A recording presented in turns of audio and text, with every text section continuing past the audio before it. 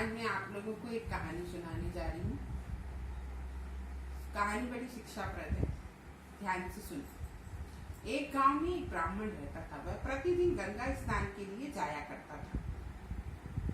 गंगा स्नान से लौटने के बाद वह घर आकर ईश्वर की आराधना किया करता था। वह ब्राह्मण बहुत सच्चा व्यक्ति था।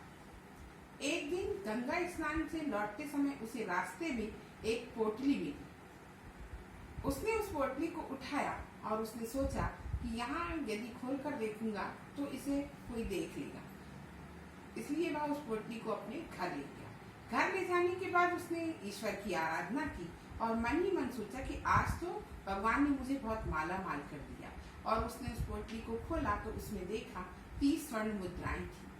अचानक उसके मन में यह आया कि यह हो सकता है किसी गरीब व्यक्ति की होगी, उसने अपने किसी आवश्यक कार्य के लिए इसे जुटाया होगा।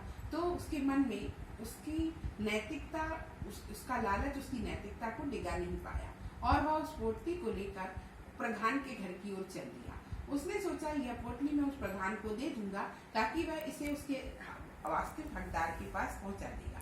लेकिन जब वह प्रधान के घर पहुंचा तो उसने देखा कि वहां पहले से ही एक व्यक्ति रो रो कर उससे कह रहा था कि मैंने बहुत मेहनत मजदूरी करके मुद्राएं जोड़ी थी और अचानक वह कहीं गिर गई।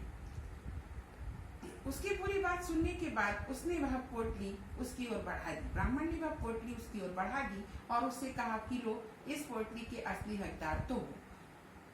यह मुझे गंगा स्नान करके लौटते समय प्राप्त हुई थी। ब्राह्मण ने जैसे ही वह पोटली उस व्यक्ति को दी तो वह व्यक्ति पोटली को देखकर खुशी से नाचने लगा। ब्राह्मण ने उससे कहा कि तुम अपनी मुद्राएं गिन लो। वह बोला, आप जैसे ईमानदार व्यक्ति के ऊपर संदेह कैसा। यह कहकर उसने उसमें से 2 मुद्राएं निकाली और ब्राह्मण की ओर बढ़ाकर कहा कि यह आपका पुरस्कार।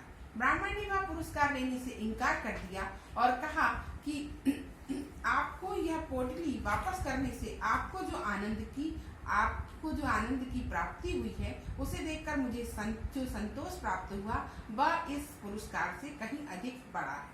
इस कहानी से हमें यह शिक्षा मिलती है कि आदर्शों की स्थापना के लिए नैतिकता का पालन जरूरी है तथा आदर्शों का पालन करने से संतोष रूपी आनंद प्राप्त होता है। धन्यवाद।